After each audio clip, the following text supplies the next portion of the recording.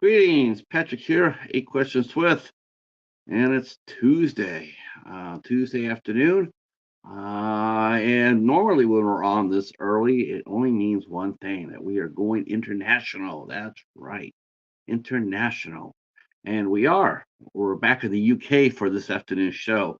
Programming note. We were supposed to be talking to Portland's Camp Crush tonight at 8 o'clock. Unfortunately, there was an illness in the family, and we're going to have to postpone the show. We're working on a date right now, but Jen and Chris will be here and bringing us some awesome music and talking to them about Camp Crush, which I'm very excited to do because they're amazing. Uh, Hey, Casey, Mighty Casey is here. Thank you so much for coming in. That's right, Boglins. That's Boglins. Today we are in the UK and we will be talking with actress and model Danni Shepherd. She will be our special guest today, and she'll be here in about 10 to 15 minutes. And we will have a lot of fun. She is a lot of fun. She is definitely a rising star. Not only with her, she's drop dead beautiful. For one thing, she's a very in demand model, and she's also a very skilled actress who has won awards for her acting skill. So we will be talking with her and all things English film industry uh, in a few minutes, and I'm glad to do so. Um, yeah, she's got a really nice body of work. Uh, she's won several awards, and like I mentioned, and she's really bubbly, has a real bubbly personality, and it really comes across just talking to her. And of course, if you've been to her Instagram page, you can see some very interesting pictures, some wonderful pictures. She's definitely a beautiful young lady, and who has a bright future in front of her. And I'm glad that she is here to talk to us today. All right, let me break out the old calendar when I get a chance. So tomorrow we will be back here at our regular time. Oh, look who just walked through the door. It's our good friend Pat Master. What's going on, Pat? All right, that's right. Pat Master in the house, along with Mighty Casey. Um, yeah, feel free to share us out if you can. That'll be awesome as well. Tomorrow night we'll be talking with writer and producer Bo Batterson. I also runs a podcast, a Disney podcast, Big Thunder, and we'll be talking with Bo Batterson tomorrow night at 8 o'clock. He also is from the great state of Iowa, which means there's a lot of talent in Iowa, and so we'll be talking about all things Iowa film, and as well as Disney. um, Sort of far away from Disney. If you're in Iowa, you're sort of like you're like right in the middle of it. Like you can go to Disneyland on the West Coast, or you can go to Disney World and down in Florida. I guess that's a good launching pad. But we'll talk all things Disney with our new friend Bo tomorrow night at 8 o'clock. And then on Thursday, the 16th, we'll be talking with Rhea Gardner. She runs the animal rescue group, A Spirit of Animals Rescue and Sanctuary. She'll be our special guest on the 16th at 8 o'clock. Um, all right, next week we will be talking with wow, what is he? Multi hyphenate talent. Chris Alexander will be with us on the 21st. He is editor in chief of Delirium magazine. He also runs Chris Alexander's film. He also makes films under the Chris Alexander Films. He's a composer, and he was actually a very close friend, Roger Corman. So we will be talking a lot of Roger Corman, I'm sure, on the 21st. Yeah, he and Roger were very close friends and collaborated on a lot of different projects. Um, on the 22nd, we will have the cast and crew of of The Wicked Ways of Webster County will be in with us. That's going to be a lot of fun. It's going to be a little bit different show for us, as we are running this in conjunction with helping raise awareness of the film, and hopefully do a little crowdfunding for them as well. See if we can get some people to donate to the movie. Starting to hear that a little bit more and more. Starting to hear that a little bit from the outside, from the indie circles, that it's starting to get a little bit more difficult making some of these films because the financing is just not there right now. And I think more and more, I think what we're going to see is we're going to find out that people are not going to be giving money out unless they're going to make money back. That's really what we're going to find out. We're going to find out. We're going to find that out. I think a lot of investors, a lot of banks. I mean, yes, we'll get you the money and we'll help finance your project, but at the same time, we want to make some money off it too. We want to invest in you, believe in you, support you, but it's getting a little bit more difficult. So we're going to try something new with the cast and crew of Webster County on the 22nd. On the 23rd, we will see the return of the mighty Christy Adams. She will be coming back from Texas Frightmare. She is going there this weekend. Texas Frightmare weekend is this weekend. So she's going to be going down there with Nightmare Toys. In fact, I would not be surprised to find out that she's probably already left.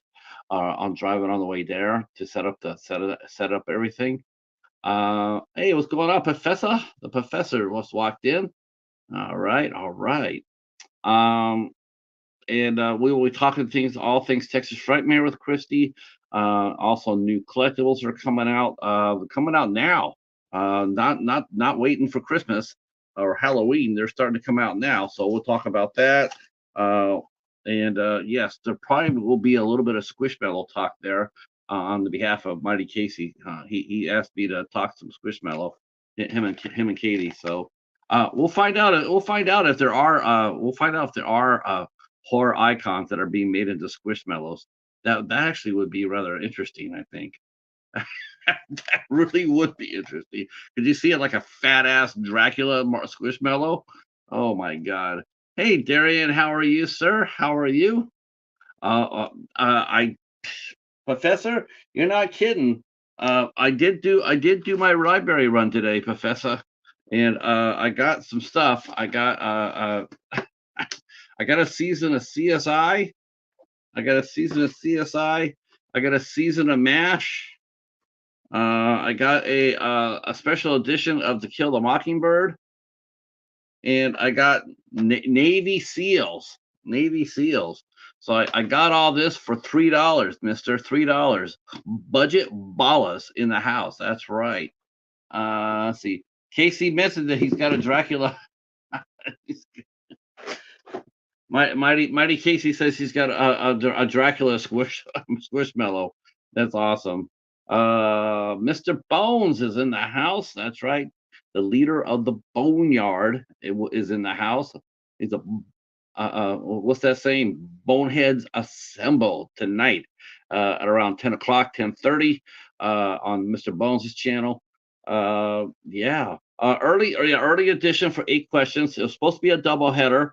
Unfortunately, our guest for tonight, Camp Crush, had to postpone their appearance on the show until I get another date. Hopefully, I'll have that by tonight, and I will put in the date in and depending on their schedule too. As soon as their schedule allows them to come in, we will have them either late May or sometime in June. I know we will have them on. All right. Hola, amigos.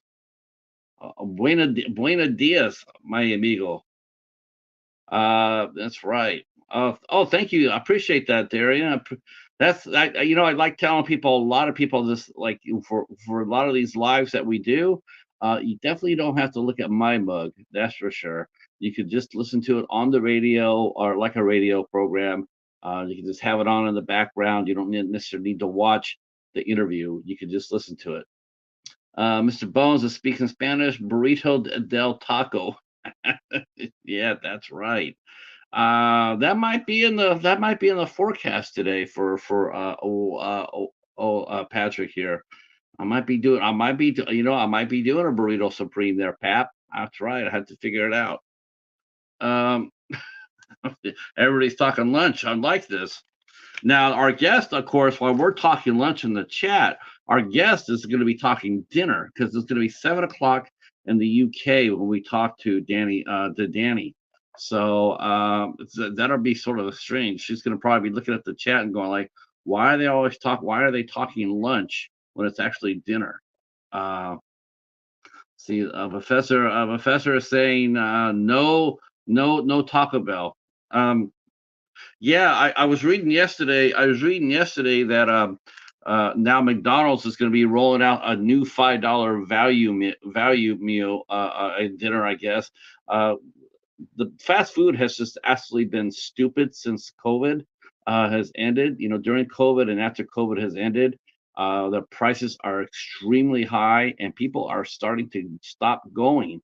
They're stopped going to these fast food places because it's just too expensive. It's more expensive to go to a fast food place than it is for a sit down place, like a Chili's or Applebee's or something like that. It's actually more expensive to go to McDonald's than to go to one of those places. Now, isn't that something? Um, so I guess McDonald's is saying they're going like, well, maybe we push the cost of our food too high, and people are stopping. They're quitting. They're not coming by. They're not coming. Um, I do know that is the case because I got a coupon for Culver's, and on this coupon for Culver's, they have done something they have not done in 4 years, and that is they did a buy one get one. Most of them they have not done that. They hadn't need to do that because they were making a lot of money. But now, if people have stopped going to fast food places as much, now starting to roll out coupons again, trying to get people to come back in. Lower your damn prices. That'll get people back in. The quality, yes, the quality is bad. Taco Bell's quality has really dropped. Holy shit, their food it's like this big. That's a burrito. You used to get a decent sized burrito out of Taco Bell. Um, Culver's is a really nice. It's actually a pretty good hamburger place. Bones. Um, they're home of the Butter Burger, and let me tell you, their cheeseburger is really really tasty, but it's also almost $8 for a cheeseburger. So that's really expensive. Um, oh yeah, Culver's is light years ahead of McDonald's. Oh yeah, McDonald's is poor. But then again, Culver's is also better than Five Guys, and Five Guys hamburgers are what? Aren't Five Guys hamburgers like 14 bucks, 13, 14 bucks? I mean, it's really stupid for that.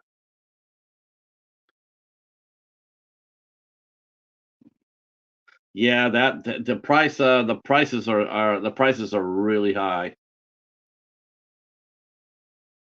Uh, and we keep getting, and the funny thing is, though, we keep getting these fast food places in my town.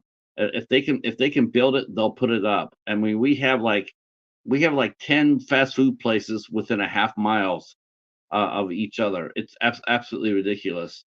They are putting in a Raising Cane's right now, about a half mile away from me. I have no interest in it. I've had friends who've had Raising Cane, and they say it is some of the most expensive food out there, and they don't even go to it.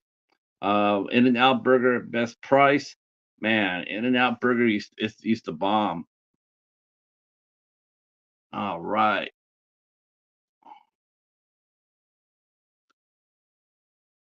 Okay. Our friend Danny is going to be here in a minute.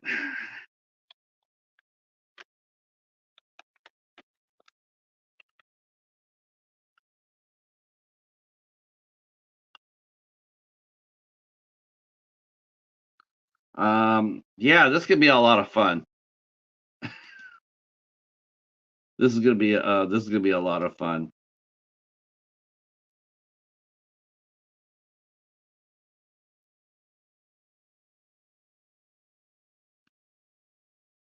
Uh, all right. Let's see. Yes. All right. The doorbell has rang. So please put your hands together and help me welcome in the lovely Danny Shepherd. And here we go.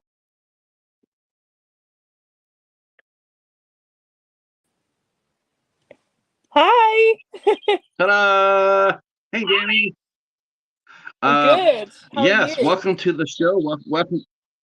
Good. Welcome to Eight Questions with.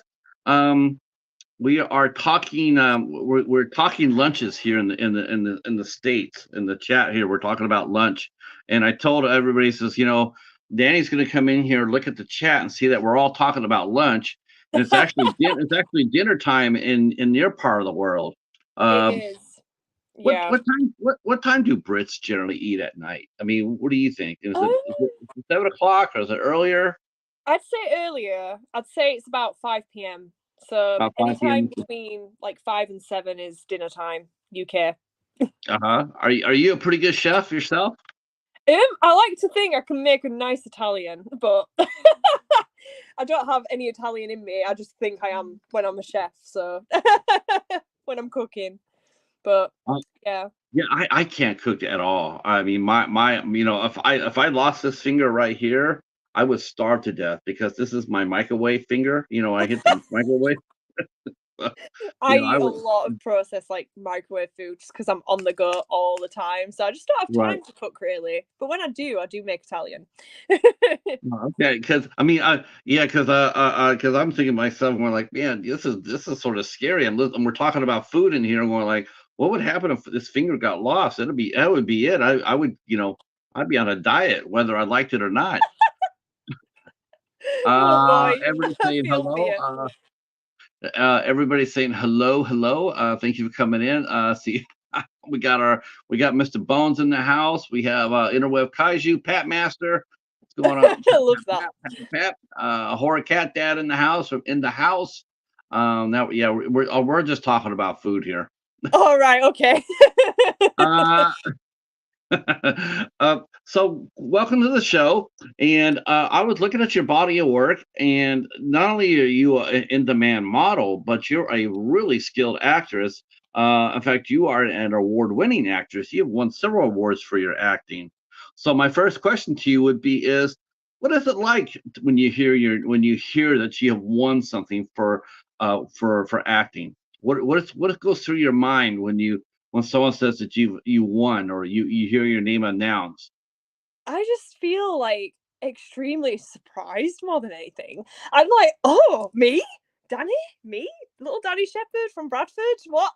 So yeah, it's a surreal feeling, but it is very, very kind of you just feel really good about yourself. Like you realize that all the hard work and all the determination and all the things that you're putting into your craft is really paying off because there's several different kind of festivals that I was submitted in and stuff for like these particular films, and I just won in a couple of different ones, and I was like, oh, I didn't think I'd, I didn't think I'd win anything. So yeah, it is a really nice feeling, and it definitely just makes you feel a little bit more confident in your acting and stuff, and your ability and your skills.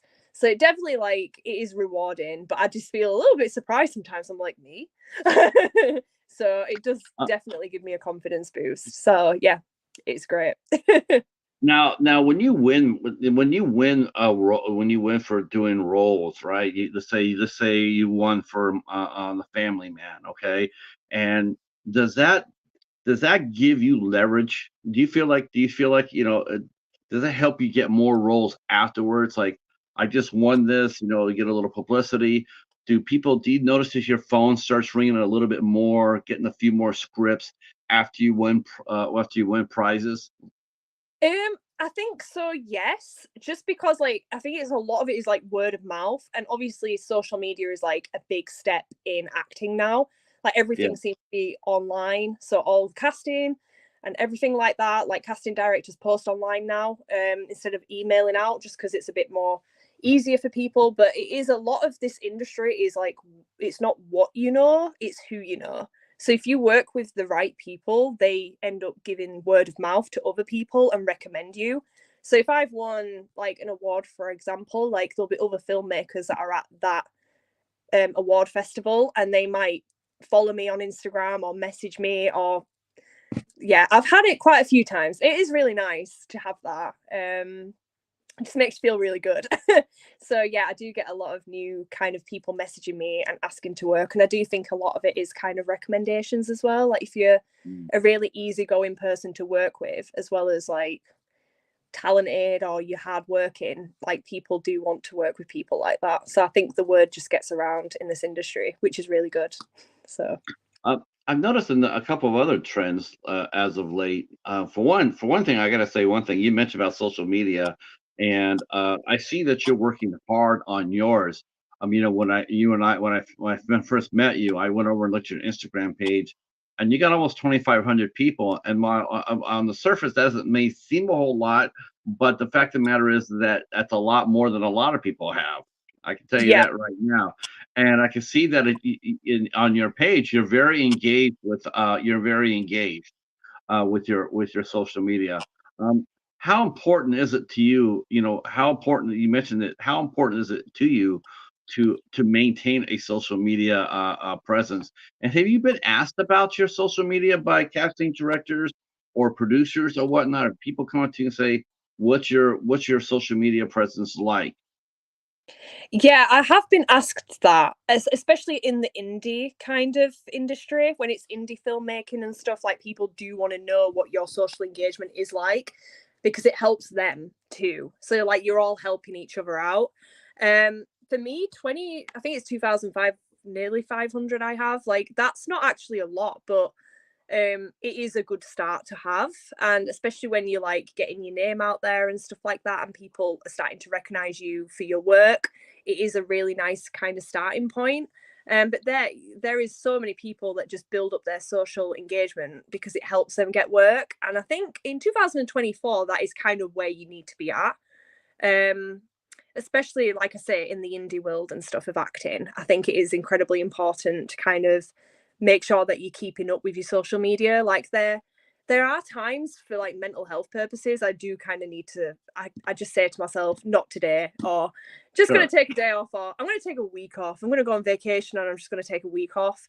And sometimes I just don't post on it for a while and then I'll come back on, and I do lose some followers, but you just build them back up again. Yeah, And I mean, the way you look at it, if they're dropping off, they weren't really followers in the first place. They're just no, who knows why they were there. They weren't there for the right reason.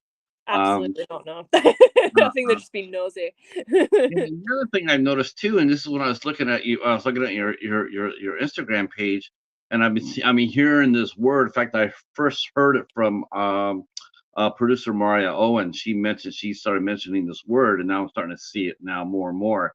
Multi hyphenate, and which means basically it's just a different term for master of trades. Master of you could do like what is it, master of help me out, guys. The master of I think it's master of trades. Oh yeah, Which means you can do a lot of different things on a lot of different levels. Like you're just not an actress. You're also a model. You're also a writer, or you're also a singer or whatever. But you're doing.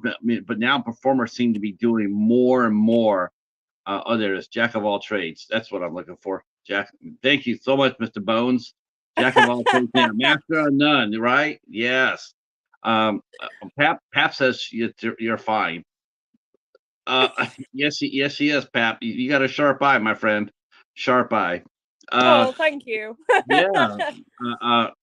So, I mean, do you find when you first started out as an actress, did you start finding out that more and more people started doing more other than, most people say, I'm an actor, or I'm a singer, or but now people are saying, I'm a producer, I'm a screenwriter, I'm a model, I'm an alternative model, or whatever.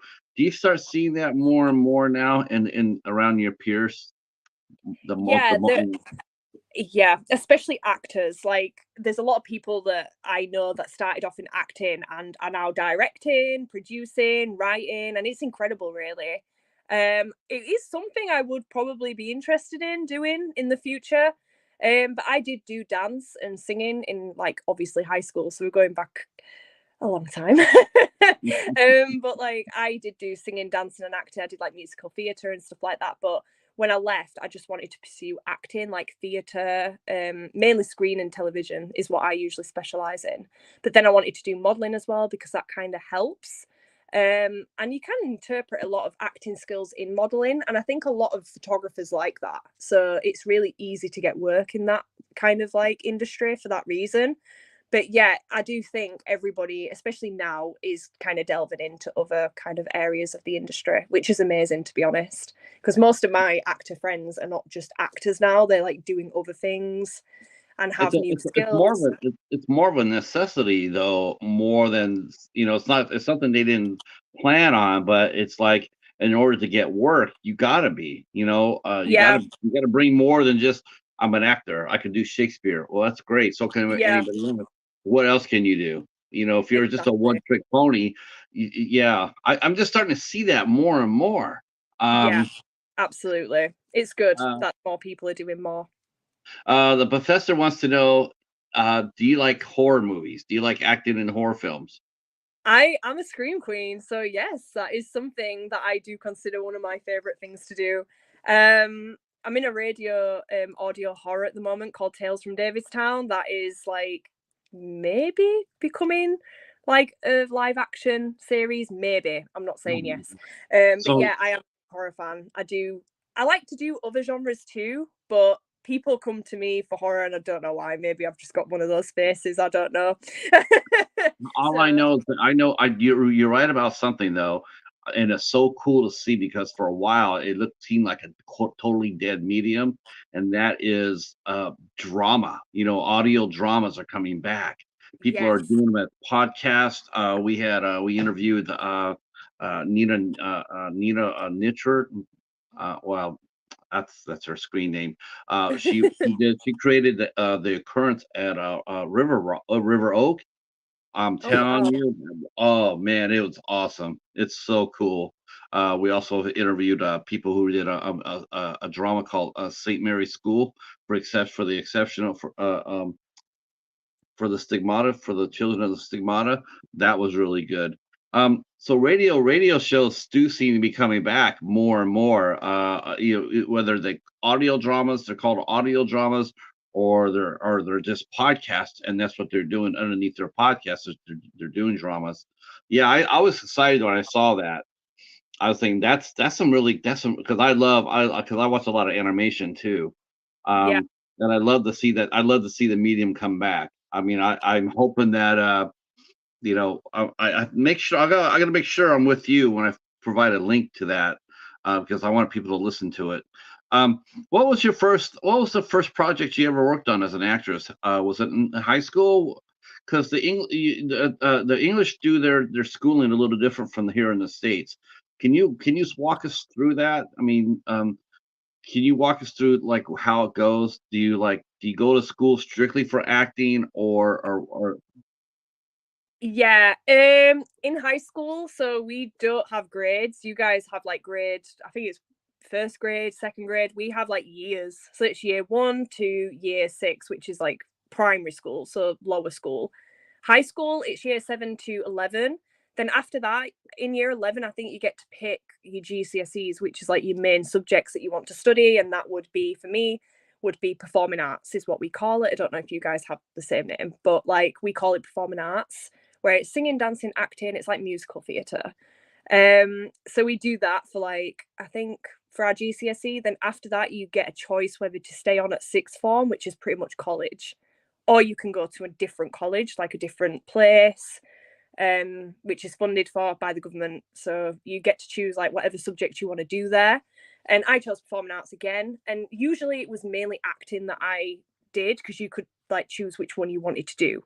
And then you could go to university. And that's when things got more kind of serious in terms of like getting out there and actually filming things, was in college and university. In high school, not so much because it was strictly like kind of just doing a performance and then getting graded on it.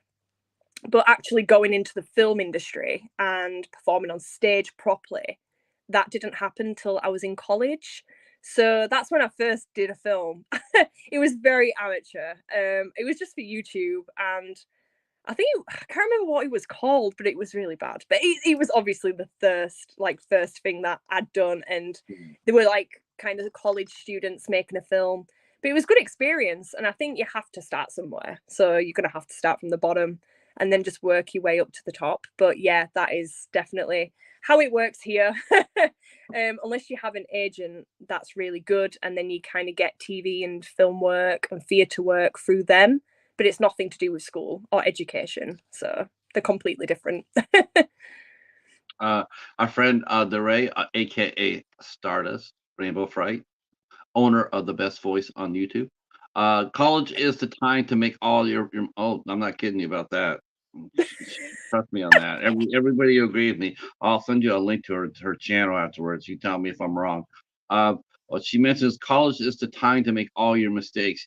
Yeah, but, but that also some of your greatest growth too, because Yeah, I love student films. I do. I mean, someone comes up to me and says, "Hey, will you watch my student film?" Hell yeah, sign me up. I'm there.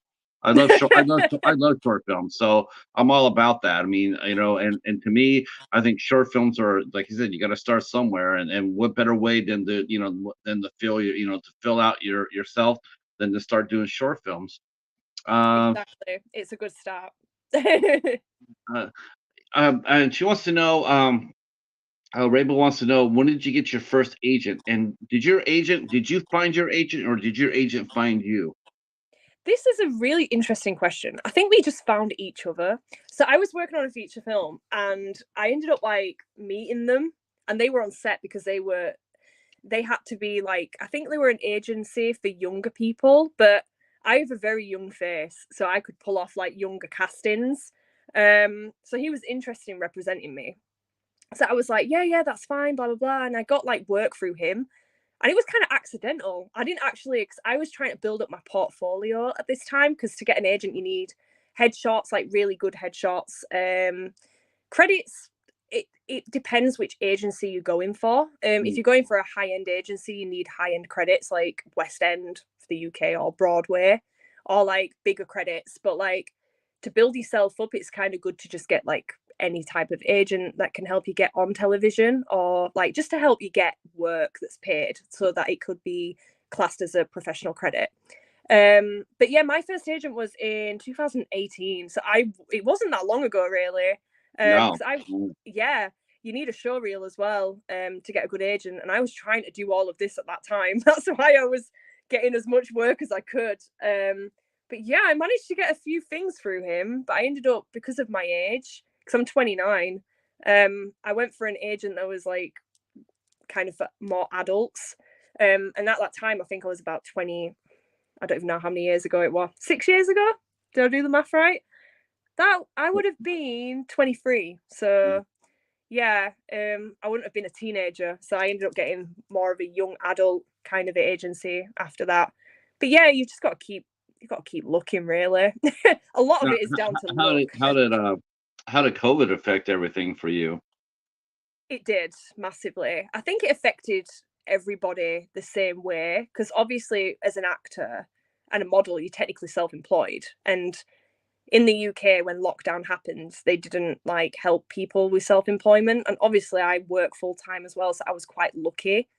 But on the side, this is like what I want to do full time eventually. But that just kind of knocked everything, because I think it lasted about 2 years here for things to get like, everything was not normal for 2 years, and then things started kind of getting back to normal.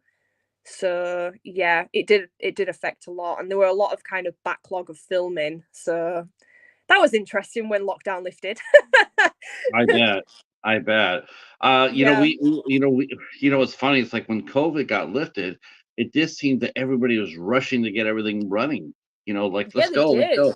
And then now, but the strike has happened over here, and once the strike happened, ended, I think everybody thought that was going to happen over here, and it's done the opposite. It's actually slowed down. Um, Yeah, has it slowed down in the UK as well? Are you starting to notice that it's starting to get a little bit harder to get calls or get scripts or anything? Is it getting slowing down? Because summertime is what everybody shoots. Everybody makes movies during the summer, and yeah. so is it alarming now because it's going the opposite way?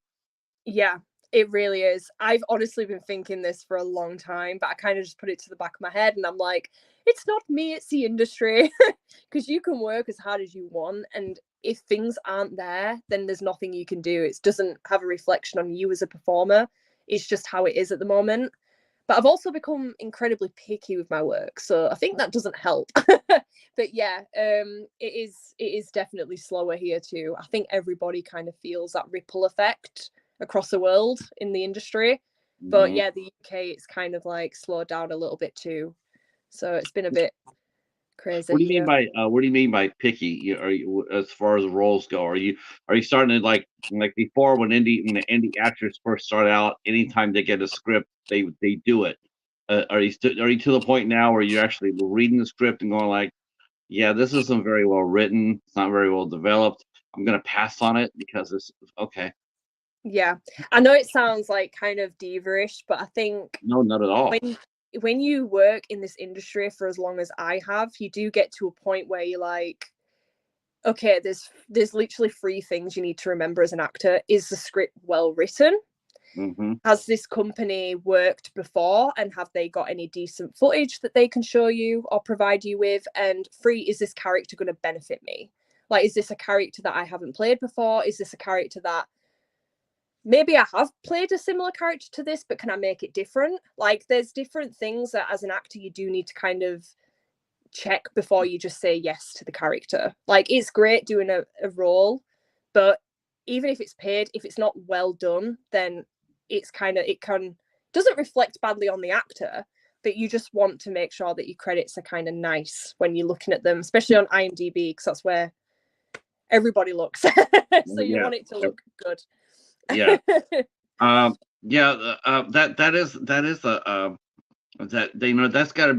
that's got to be interesting, because a lot of times you'll see people just do anything that comes across the desk, and it's like I get that, at the same time it's like, man, you got to draw a line somewhere as far as like I want to do quality work. I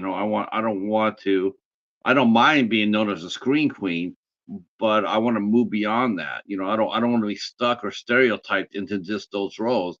And I like the idea what you just said, that like, can I, because it sounds to me like every time you get a script, you're looking at who the characters and how different it is from anything you've ever played before. So we don't know what we're gonna get when we watch a Danny Shepherd performance.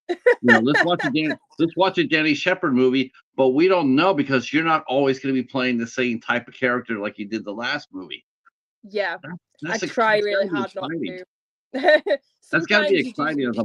as a performer. You must be just like, yeah, I'm different, and I don't always do just the same thing. Um, Yeah, what kind of character do you like playing the best, though? I mean, what's your favorite? Who has been your favorite character that you played?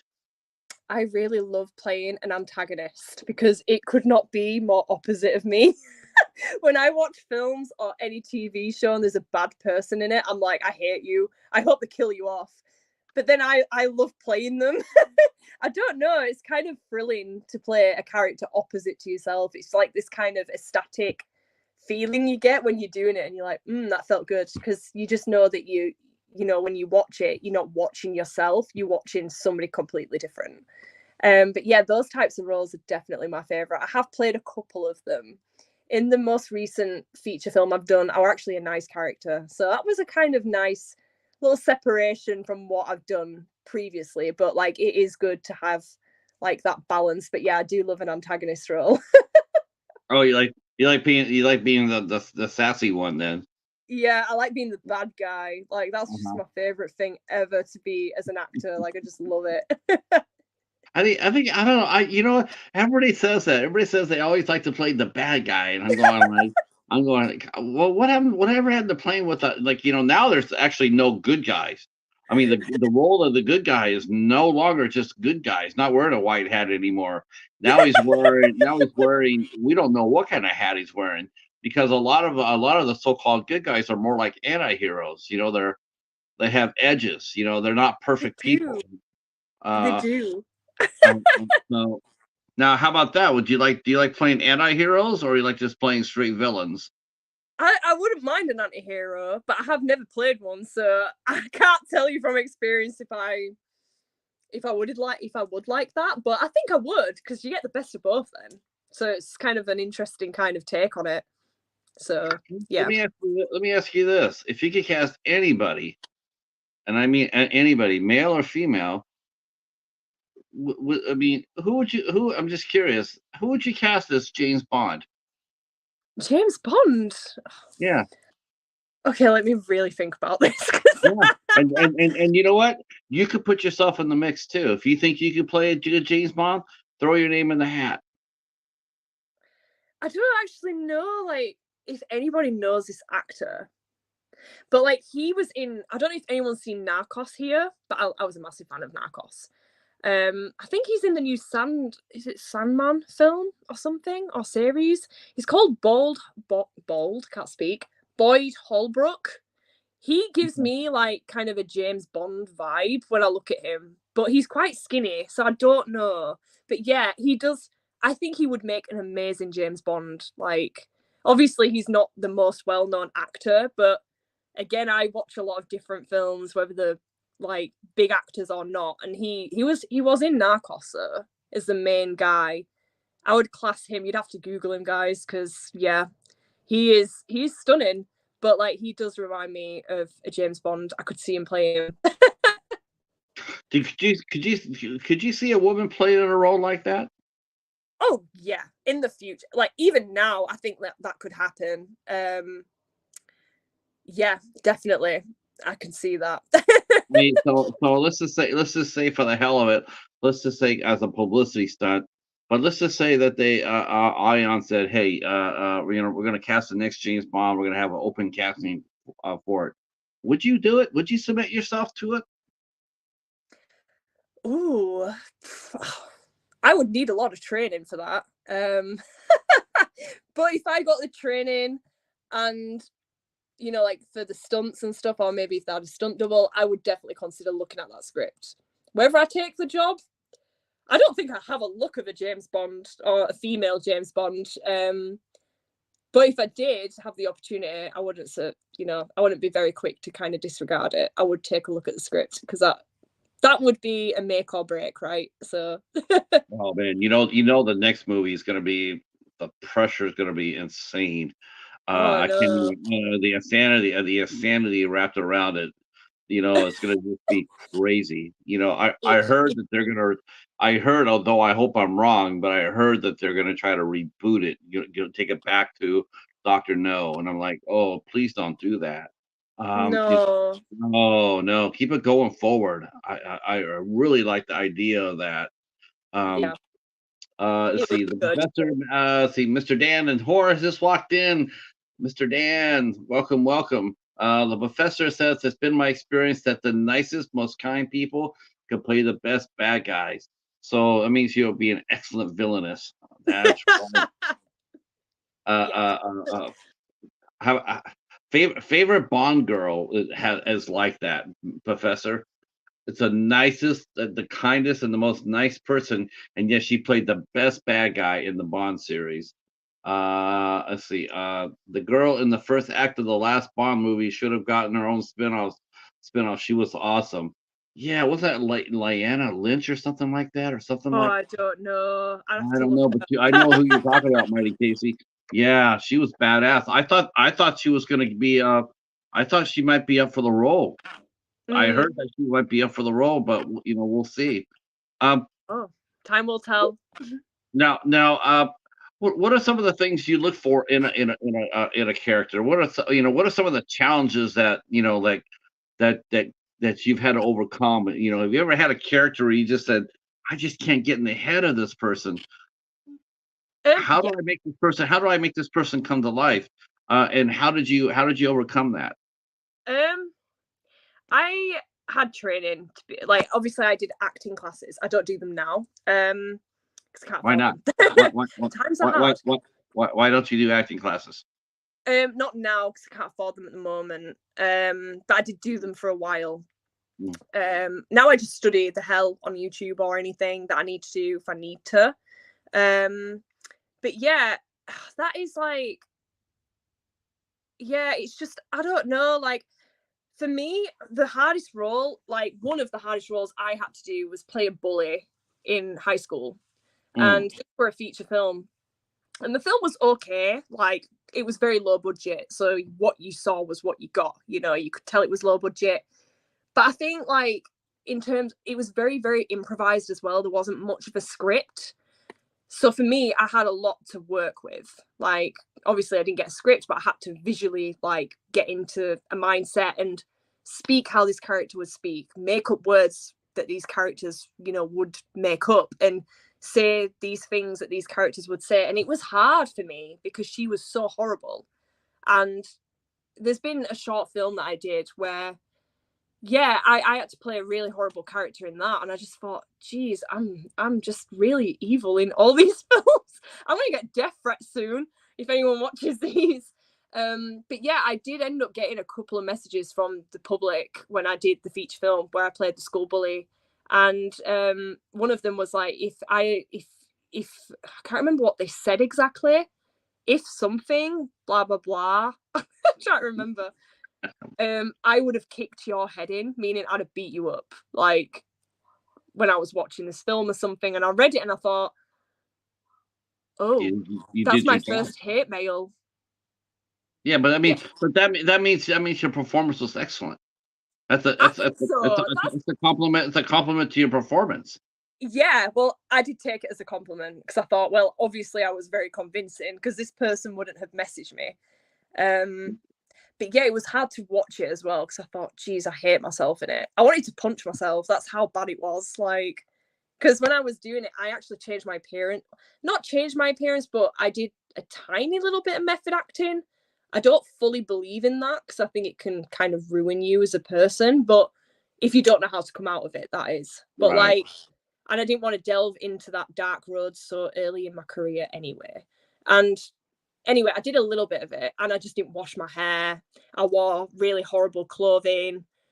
My skin was bad. I purposely made my appearance look awful. I didn't go around acting like that though, but in terms of appearance, I did do a bit of method where I had to really make myself look like a not clean person. And that was hard because obviously I had to go home, It's got to be pretend. the hardest. That's got to be those hardest roles, though, to play the role. I guess that's the challenge, though, too. At the same time, is like, I want to be challenged. So what I'm going to do is I'm going to do roles that are the most extreme opposite of me. Yeah, This is who I am, but this is so, I'm gonna, okay. We want you to play Charles Manson. Okay, yeah, I can do that. Even though I'm the furthest thing from Charles Manson, but here I am. I'm going to take that role because it's the most extreme that I can get out there. yeah, And so, okay. I mean, there's sometimes I guess I don't know. It all depends on what the script is, who's doing it. I mean, you can play for the extreme, or sometimes you can play right in the middle, right? Like there's role. Have you done a role where it really hasn't been much of a challenge, but but it was just a fun shoot. You just wanted to shoot with the people that you were in the movie with, yeah, or you knew the director. Yeah. Now yeah. tell us about the modeling aspect of your career. When did that start? How old were you when you got started with that? Or is that just recently that you started doing it? I've been modeling since 2016. So I chose to model as well as act because it kind of helps a little bit to have another kind of skill to break into the industry. But not even that, it was just a confidence thing for me. But then I ended up getting tons of work from it. So I thought, well, I can't quit now. Like, I can't quit now. So I carried on working. And it's just literally become like a second job to me, as well as acting, and I love it. I love working with photographers. I think photographers are amazing people. A lot of their work is underrated, and the amount of effort they put in and stuff like that, I think it is definitely a team effort. But yeah, I've done all sorts of modeling.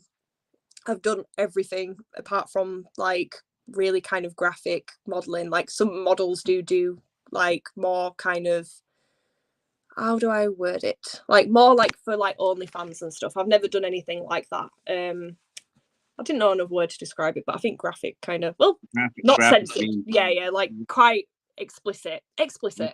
I got there In in the other end. words, the word we use for that is sassy.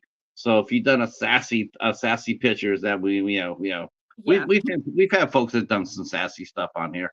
We get absolutely. it. There is nothing wrong with it. What was it like doing it though? I mean, what was it like taking pictures like that? I mean, did you know who the photographer was? How long had you known him? Was it a male photographer or a female photographer? I've only done art nude. I've never done like sassy, sassy photo shoots. I've done art nude because to me it's just art. Like I look at it and I kind of see like I don't know, like an old painting or something. If it's well edited and put together, but yeah, I have to really trust the photographer to work on art nude. I have done photography like that with people I've only met once, and I've always taken somebody with me. Like it's not like oh, you can't bring anyone with you. It's, oh, you can bring a chaperone or something. We've not worked together before. It's all very safe. And I always check references. I always make sure that the work is really good. I have worked with a couple of people that weren't as skilled, which is fine. But I just tend to work with a similar group of people now, with anything like that, any sort of lingerie. But yeah, I have done art nude, but to me, art nude is not, it's not that sassy. It's kind of like a lot of it is shadows, so you're not even showing anything. Like the picture of when I think something like that, like in the scene in Titanic. Yeah, that is literally what I was thinking when I was trying to say art. I was like, yeah, no, it's very much like like a painting, like Titanic. It's kind of very nice posing, and to be fair, a lot of it is black and white as well with art nude, so a lot of it is shadows. So you don't really see anything, and to be honest, it's how you pose as well. Once you get used to doing something, you get skilled at it, and nobody sees anything. There's nothing showing.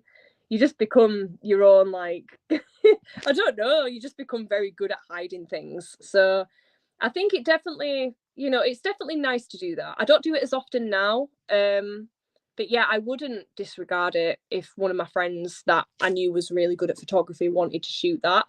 But yeah, I do try stick to like more emotional kind of portraits. I like to do those, fashion, different types of looks and stuff, because it all ties in with acting as well. So you get to kind of pull expressions and stuff, and it does stand out. And a lot of them get published in magazines too, so that definitely helps. Yeah.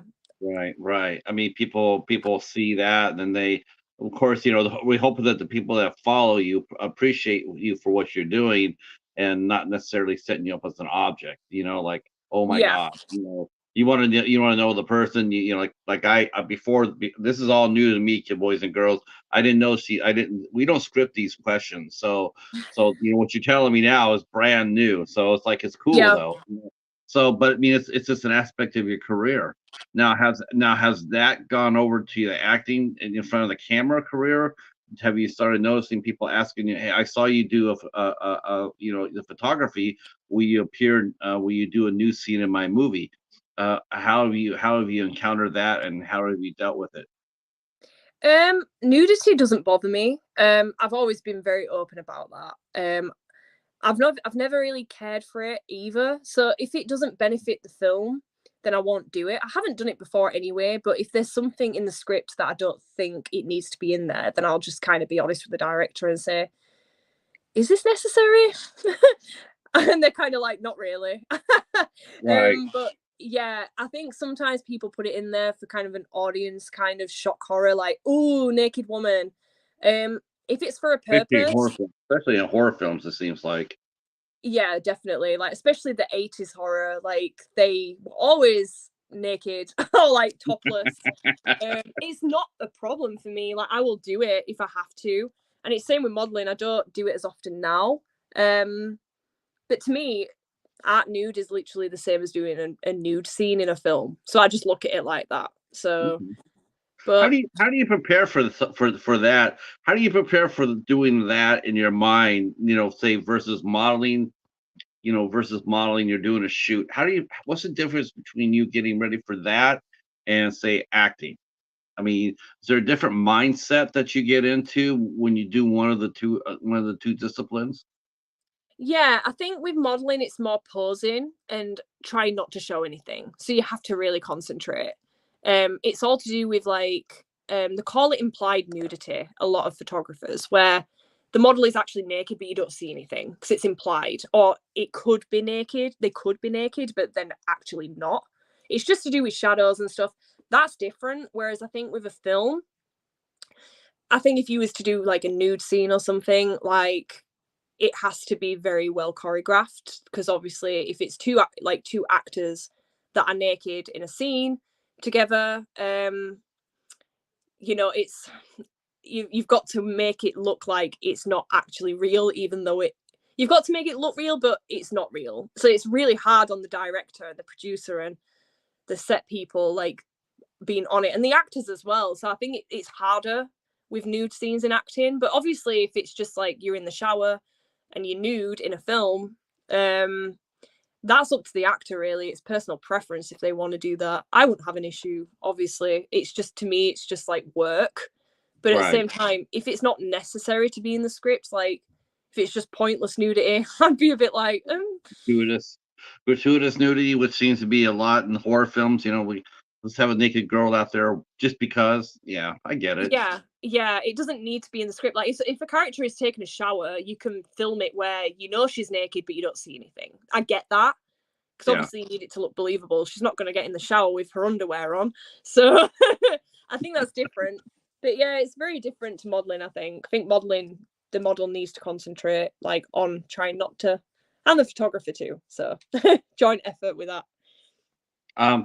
So now you mentioned we talked earlier, we touched bases that you were a screen queen as well.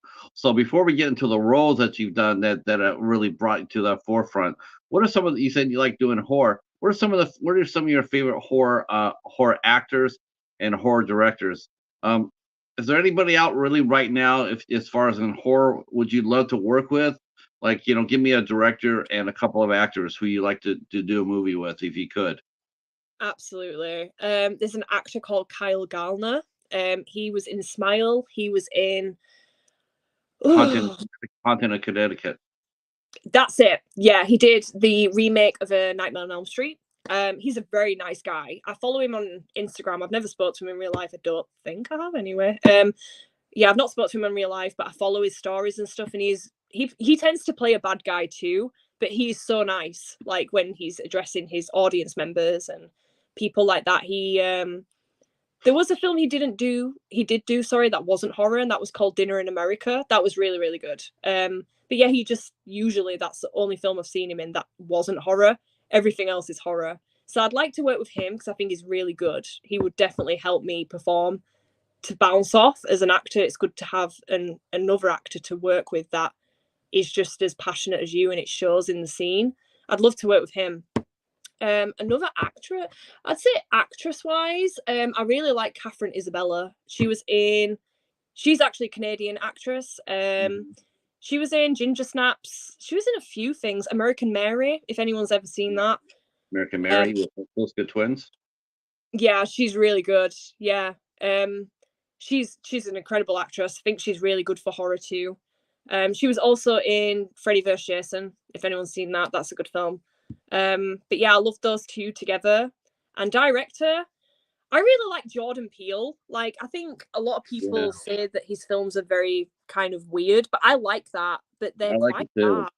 I like it too. I like Jordan Peele quite a bit. A lot. I think. It's always people, when people were talking about his movies, when coming out of the movies, they're going like, man, didn't you guys ever watch Key and Peele? Man, if you watch Key and Peele, man, he was setting the table because it's like not like everybody thought Key and Peele was just comedy, but man, there was a lot in there that wasn't comedy. It was straight horror, and he's like, I wonder how, it's like it went right over their heads, with screaming over their heads, like they didn't really understand what they were watching, and I thought that was very entertaining. When people were going like, when he announced that he was going to be doing a horror film, people were like, but isn't he just a comic? I thought he was just no. Pay attention. Good. It's interesting. I think he's innovative. I think he's amazing. Yeah, I love him. I'd love to work with Jordan Peele, hands down. One of the first people I'd contact if I had a choice. Yeah. He's gearing up to start his next movie here pretty soon. Can't wait. Um, uh, let's see. Mr. Bones is agreeing with you about Kyle Gallner. He's a Yeah, good actor. Yes. It says he's in a new one. I want to check out called Mother May I. So he's in a new really good. movie. Let's see. Mighty Casey, thank you for coming by, Mighty Casey. And then Mr. Bones mentions Catherine Isabel rocks. Yes, She Catherine does. Isabel. She's a really good actress. She's a She's really good actress. She And did of a course, show as well. Can't remember the TV show. It was on Netflix. It was about kind of a cult thing. She was really good in that too. I just love her. I think she's incredible. I just love her as a scream queen. yeah, she's definitely underrated. I mean, she could do other films as well. I've seen her do some action adventure movies, and she's more than held her own there too. Um, Yeah. Now, have you done any action adventure movies yourself? Have you done some movies where they had you running your ass off in between takes? I have in a horror movie, but definitely not an action film. I am adding Um, that to my show reel though. That is in the mix of being written. But I did say I kind of need a badass scene like that. So yeah, hopefully it works out filming Now, wise. have you done any combat training or any swordplay training? I mean, some of the acting training that you got. Did you work on those things when you're at university? Did you learn how to do fight scenes and weapon scenes and stuff like that? No, I didn't. We didn't have that option. There is one that I do want to do, and I think it is combat training for like stunt work and stuff.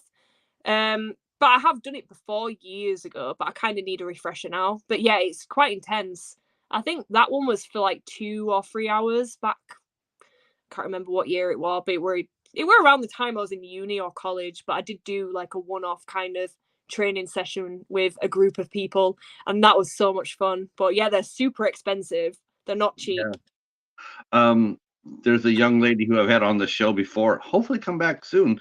Her name's Lydia Helen, and she's doing a sword movie, and next thing you know, now she has a collection of 3 swords. She says, Look what I got so far." It's like, Wow. holy cow, girl, what's going on with that? See, I mean, she's really nice, she's really sweet, and yet here she is. She's got 3 blades, collection of blades.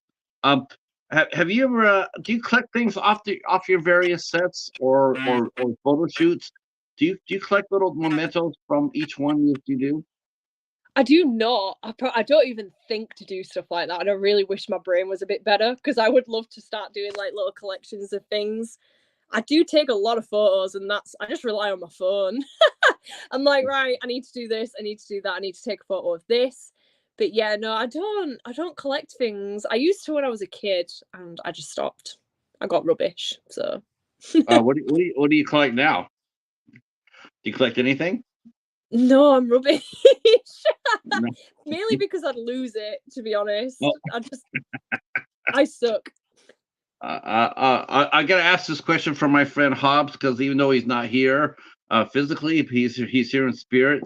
So I gotta ask you this question: Do you own any physical media yourself? Do you like go out and buy Blu-rays and DVDs and stuff like that? I did have loads when I lived in my previous house, but then me and my ex-partner split up, and then like he took them.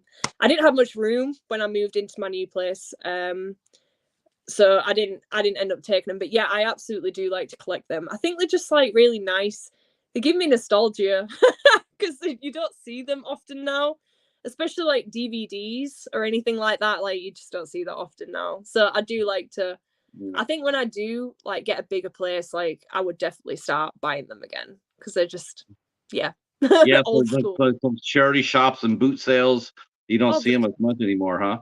no, they have loads at charity shops. Yeah, they have loads. And I Oh, love it. I love it when I have a look. I'm like, oh my God, I feel like I'm in Blockbusters again in 2002.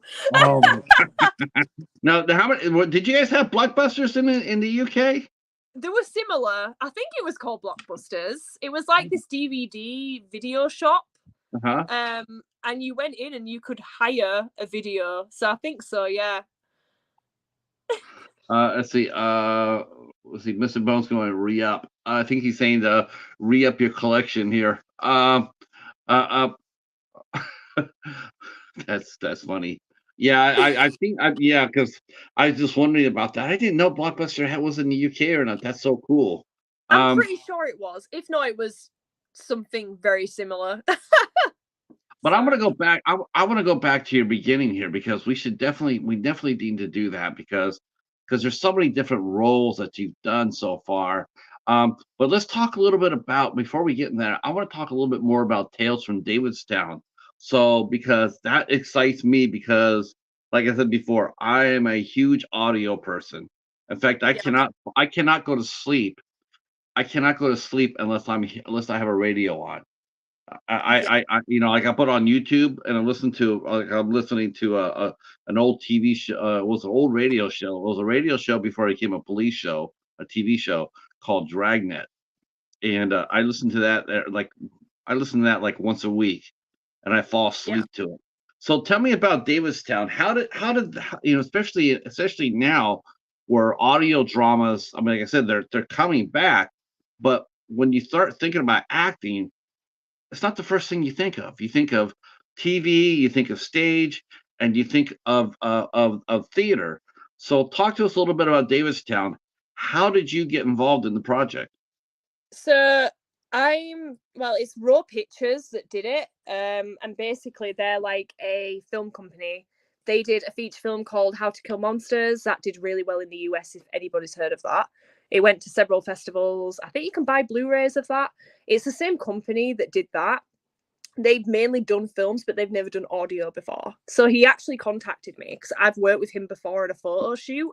And he said, "Hey Danny, you know, I remember you saying you wanted to work together in the future." I said, "Yeah, I'd be so down for that." And yeah, he literally sent the script. I fell in love with it because it's basically about a girl called Emily who ends up getting bitten by a werewolf. So I play Emily, and all these things happen, all these characters come in. I don't want to give too much away because I don't think I'm actually allowed to do that.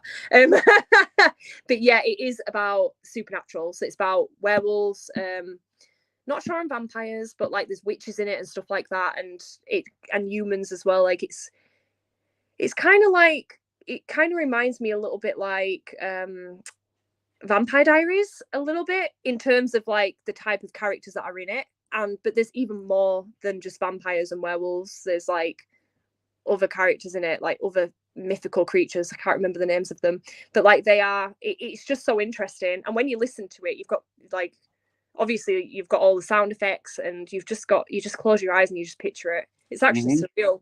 I never listened to stuff like that until I started doing this, and now I'm in love with it. So Oh my gosh. Okay.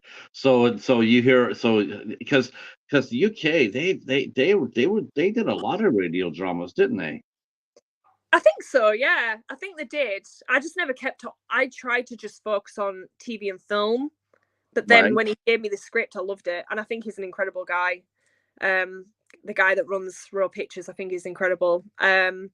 But they do so much work, and they're always on it with new things. And yeah, Tales from Davidstown, I think it has helped my career massively. Um, I was in a charity shop, I think, a few months ago, and this guy come up to me and he went, "Are you Danni Shepherd?" And I was like, "Yes." I was like, "I've never seen you before in my life. Don't know who you are." Yeah, I am. And he was like, "Oh, I just want to say well done. I think you're incredible. Like, I've kept on top of what you're doing." And Tales from Davis, I think he actually mentioned Tales from Davistown. And he just, yeah, I think he was a fan. So it's definitely helped my career, I think. So I think it's been incredible. And season 2 will be getting filmed this year, recorded. Uh, Recorded. Yeah, it sounds weird saying My that. first entry into horror film was through a radio show. It was through CBS Mystery Theater. That was my Oh, entrance into wow. the world of horror. I love That was it. I was like 10 years old, and I had the radio underneath my blanket, and I turn on the KNX 1070 in Los Angeles, and every night at 9 o'clock, it was an all news station. So for 23 hours, all it did was report the news. But All right. 9 o'clock Monday through Friday, actually no, take it back. It was every night at 9 o'clock they would run the CBS Mystery Theater, and that was my entrance. I think it's cool. I really do. Now, what is your role, and how do you act that role, especially since you're not being seen, you're only being heard. So, like, do you just read your, can you do you just read your script, or do you physically get into it? Like if you're like a werewolf, are you sitting there behind the microphone, or are you like, "Arr," or are you just reading it? I'm physically doing it. I can't do it. I can't just read it. I have to literally just physically act it out, because Uh, it's so difficult when you don't have the other actors there, because obviously everybody films their own thing on different days, and the director just reads the lines for me. He reads it in character. It really helps me. And obviously I just act it out, especially the werewolf transformations. My God, they are hard. And oh my my God. voice. We Oh, gotta get a little bit of that. We gotta get a little bit of that. I want oh you to no. do what oh You need yeah. to Oh, watch, you you can't need walk to in. listen to it. Yeah, you can't walk in here and not be able to do that. We want to see some of that werewolf action. We are No, big horror fans here. Look at her you need blood. to Oh you need yes. to Oh, come on. Look. I can't do it. I can even give you some inspiration. So if you look on the upper right hand corner, you'll see a cheetah. You see the little cheetah on the corner? I do, yeah. Okay, so there's your inspiration. Become a were cheetah. You need to listen to it. I can't just do it. I have to really Okay, get into I the tell you what. mindset. Here's what I'll do. Here's what I'll do. I will go off camera. I will go off camera, and then you'll have the whole thing. You can go ahead and do it. I Hold on can't. hold on 1 second. Okay, so No, I'm off camera. you guys need to listen to We will. Everybody, close your eyes in the chat. Everybody in the chat, close your eyes, and we're not going to say anything. We're not going to say anything at all, including myself. We're going to say it. We're going to keep quiet, and then we're going to let Danny do her a little bit of her werewolf thing. I can't do it. I have to really warm into it because it's so intense. Well, take inspiration from the cheetah. I Oh can't my. even show you a snippet. I would have to you have to listen to it. It's on Instagram. I Okay. can't do it. I don't even know if I'm Well, I know. Now, what do you do to prepare to do that? I mean, look at you. I don't. You know what? I've done over 400 episodes of this show. I have never made a guest blush like this before. I've never done that before. This is awesome. Well done. You've succeeded. So, I mean, did you have to audition for this role, or were you handpicked to play it? And is that your character in the show? Are you a werewolf? Yes, Okay. I am a werewolf. There is transformations in there that I listen to and I feel uncomfortable listening to because I'm like, that's me. Does it sound like you're tearing somebody apart? Yes, he does add in Awesome. the odd sound, like tearing sound, and he edits it the more I become a werewolf to make it sound more believable. But at the start, it's all me, and it's still uncomfortable to listen to.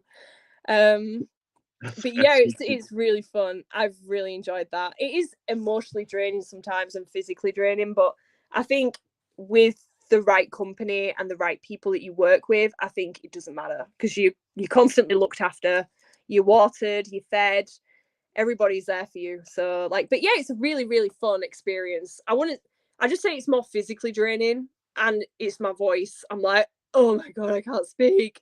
It's so I literally sound like I've no idea, smoked about 50 cigarettes. I'm like, ugh. But you don't. Yeah. How does that work? I mean, you don't smoke. So how does that work? How do you? Well, thank God they don't, 'cause otherwise you wouldn't have a throat left, right? I wouldn't, no. I just drink a lot of hot drinks, like hot fluids and stuff, like hot honey and lemon definitely helps. Like I usually have that in the morning before I go, which I don't really tell people because it just makes me sound like a bit of a pussy. But I like to have that before I do it, and then I just drink hot tea and coffee and stuff, and then drink water, and yeah, I'm fine. I'm fine. How long does it take for you to recover your voice after how long can you do your voice, and how long does it take you to recover your voice after you do your werewolf? Um, I'd say it would probably take me about a day or two. But because I look after myself pretty well, I'd say it's probably just a day. Like it's by 24 hours, I'm fine. But yeah, I just drink a lot of hot drinks because England's very cold, so I just Right. drink a lot of hot drinks anyway, so that definitely helps. Now, when you go inside the studio, do they have all that stuff for you?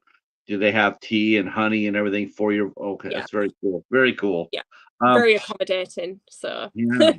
So I mean, so again, how did you hear about it though? I mean, was this something your agent heard of, like, oh, because it's such a rare thing, Danny. Like I said, radio dramas are not the. I mean, I'm sure this is the only time that you've actually heard about a radio show. Um, how did your agent hear about it, or how did you hear about it? Did someone see you? I mean, did they like your voice in a movie? Did you have to audition for it? I didn't get this through my agent. A lot of the work that I've got isn't through my agent; it's through me.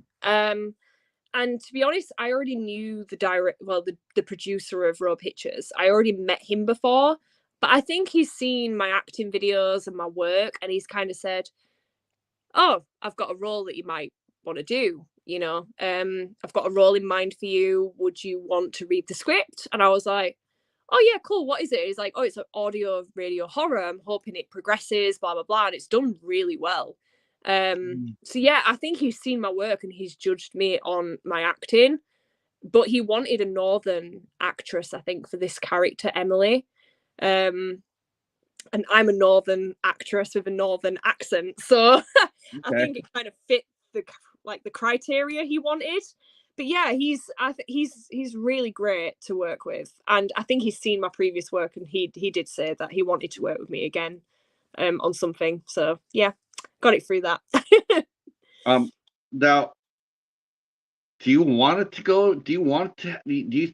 Let me ask you this. Put you on the spot a little bit.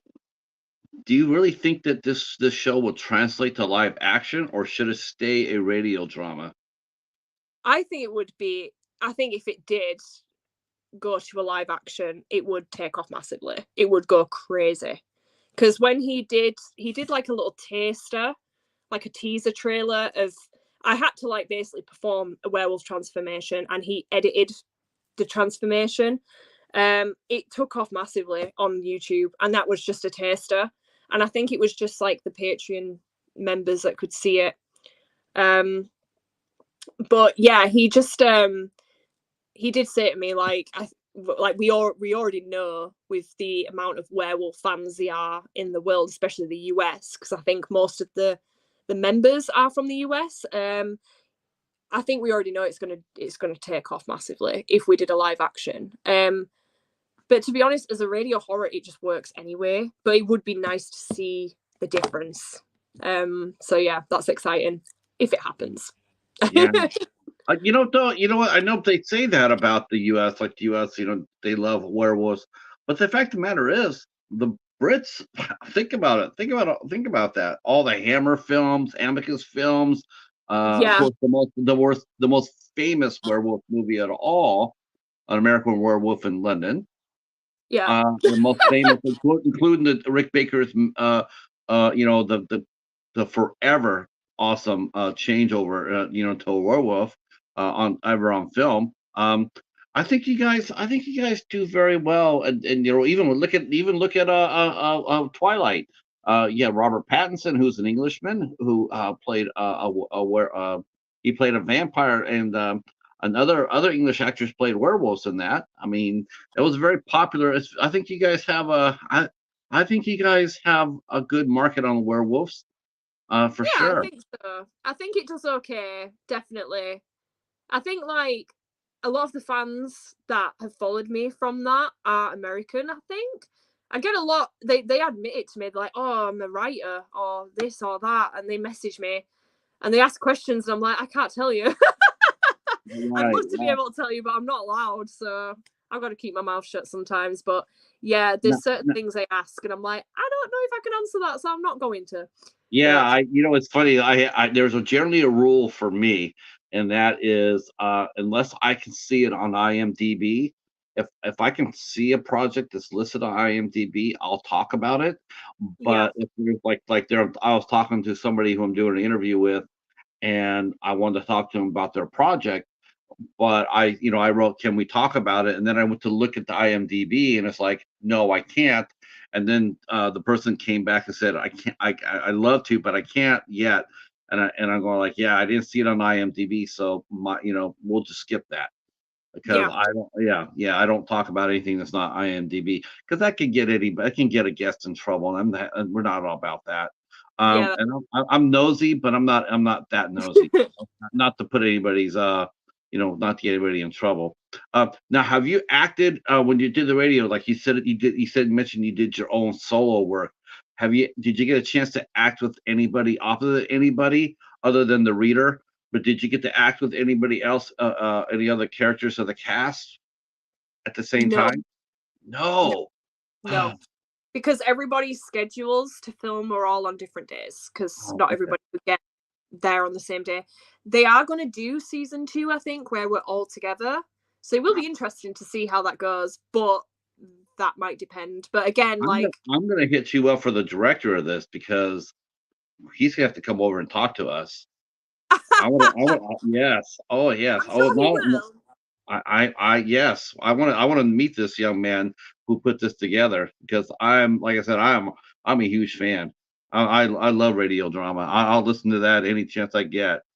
Yeah, Um, and I also like animation, and I've seen people, I've seen like for the is animation big in Great Britain? Do people like watching cartoons or cartoons like here in the US we used to show cartoons on Saturdays. Um, is that a big thing in the UK? Like I know about Paw Patrol, which I think is the biggest thing going on right now. Are cartoons still are cartoons are they popular in the UK? I think so. Yeah, like there's still people that put them on. Yeah, it's not like I don't know. I don't think it's much different to you guys, to be honest.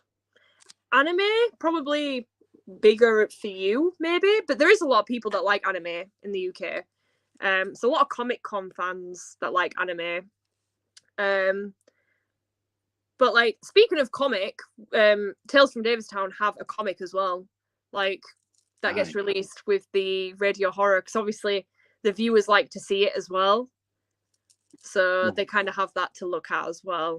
So, This is so important because, like I said, I mean, first time, listening to the radio program, but really what set it up was the fact that I read, and reading that's basically your planning imagination, and any child's head is reading's doing that. Reading is the seed. If you can develop your imagination by what you can follow on the page, like okay, I can see Frodo, climbing Mount Doom, or I can see Aslan, killing Jadis. I can see that because I read that. I can develop an imagination. Um, were you a big reader, or are you a big reader now? Do you like to read books? Yes. Why am I yes. not surprised at that? Why am I not surprised? Um, Yeah, we're I t- have a Kindle and I read a physical book at the same time. I always read 2 books at a time, because if I get bored of one, I read the other. Then I'll uh, switch. what do you like to read? I mean, what kind of books do you like to read the most? Do you like to read mysteries, dramas, historicals? I read Every, anything. I just find reading so interesting. I think mainly I like a horror. I love Stephen King. Dean Koontz, I love him as well. Mhm. I'm currently reading The Outsider by Stephen King, which is absolutely amazing. Like, it is so good. Like, there's a TV show they did of it, but I think the book's better. It's more dark though. But yeah, Right. I love reading. I'm not a fan of romantic books. I'll read it, but I'm not a big fan. I like history. I got an A star in history, which is like the highest grade you can get. And I love horror, so I'm a big horror fan and mystery. So Of course, you guys have like one of the most popular authors ever in J.K. Rowling. Love her work. I think she's amazing myself. With the Harry Potter series. Um, yeah, I was hooked on that. I was like, man, this is supposed to be for kids. Hell no, this is awesome.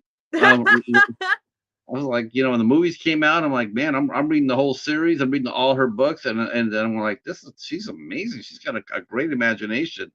Um, who's your favorite author right now? Is it Stephen King? I'm reading him at the minute. Yeah, I've read most of his books, but he's releasing more. So yeah, he's incredible. I can't get enough of him. Have you read The Stand? Yeah. Oh, that was the first time. That was my first Woo! book with him. It took me a while to get through it, but I got through it pretty quick. To say it was so thick, it was like that.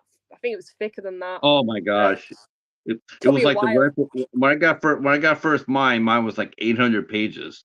And then, I'm like, oh my gosh, but I was a speed reader, so no problem. But then he re-released it and he's like, this is the full unedited, and next thing I'm looking at, it's like almost 1100 pages and going like, how the hell did you cut off 300 pages how did you do that? I mean, I can't even imagine how that would have been the editing meeting. Okay, what sentences are we cutting today? I don't know. So what's next for you? I mean, what's your next project that you'll be working on? Both acting wise and modeling wise. You got anything lined up? I have a couple of things. I can't disclose too much about yet because I haven't signed anything yet. I Sure. don't know if I'm on it or not. There is a historical film that I'm shooting now. I play a sergeant, World War II, and it's about the wives of the Nazis. I do play a good guy in this, guys. You don't have to hate me. Obviously, with it being World War, it's real life characters.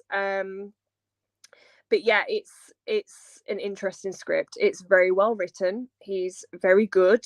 I've looked at his work before, and it's different to what I've done. So I'm really looking forward to that. I've already done one day filming. I've got another day on the 10th of June. And then I've got the second season of Tales from Davidstown and potentially another feature, which I can't disclose. So yeah. Let me ask you a non-acting question, and because I'm curious. Um, how does the UK, how do you as a Brit, how do you look at our country as it is right now? Are you scared? Is I is, have is, is the United States scaring you? um I don't actually know what's going on with whatever's happening over there. Although my partner is from California, he's currently here. He's in the other room. Um, he, I will probably be moving there eventually because obviously we'll be getting married and stuff. But like, yeah, he does tell me little things about the US, but I'm kind of a bit like, well, you're kind of on par with us, so I can't really say your country's worse because I actually think mine is. With how things are going, I just think the UK is not much better if Mm. if things are bad. But no, the US doesn't scare me. I think it's a beautiful country. The only thing that scares me about the US is the natural disasters like the tornadoes. You don't get that here, so Yeah, tornado season is definitely different. That's for sure. We are getting wiped out by them this year. That's for sure. oh boy. My town got hit last summer with the tornado. Ooh. Yeah, well, it was a small tornado. It was actually the weakest tornado that's on the scale, but it did enough damage to take our power out for 3 whole days, and that was a little concerning. Um, uh, to end on a more positive note, um, if I'm trying to think of a good question to end this on here. I'm so excited. I'm so excited about the radio show. Um, what role has been your favorite to play? I mean, like, what of all the movies that roles and including Davidstown, what has been your most singular favorite role that you've done? I do think the feature film about the school bully was my best role. I have played really good characters since, but I think that one stood out. I was kind of mentioned in a podcast I've got people messaging me. It kind of like helped my career a little bit as well. But I really enjoyed playing the bad guy. But Tales from Davidstown is very emotionally exhausting to the point when you're performing the werewolf transformations, you know that it's going to pay off because it just felt good to do it. So when I listen back, I'm like, yeah, that worked. Wait a minute. That hard work It felt good to do it. Then you should do it now.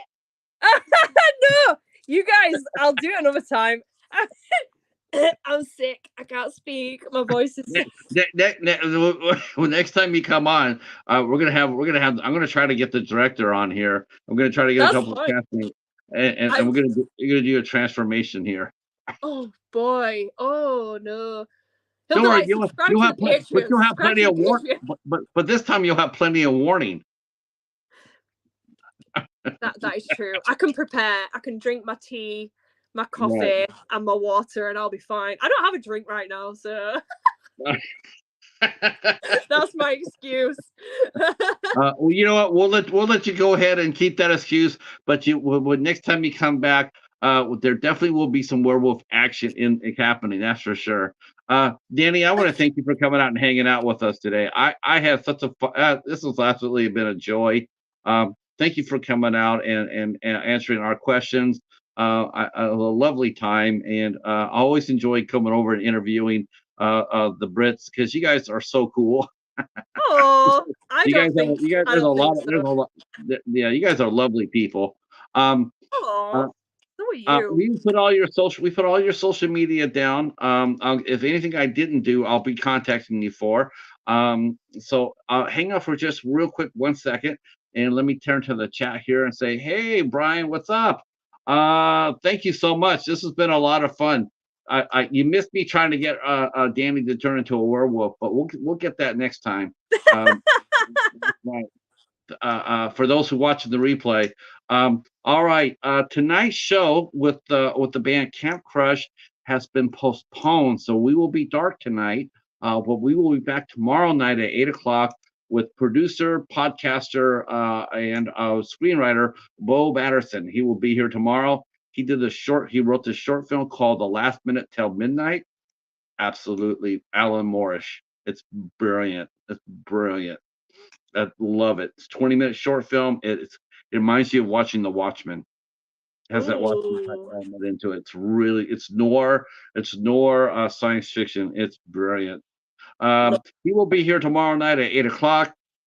And then Thursday, we'll be talking with animal rescuer Rhea Gardner from the Spirits of Animal Rescue and Sanctuary.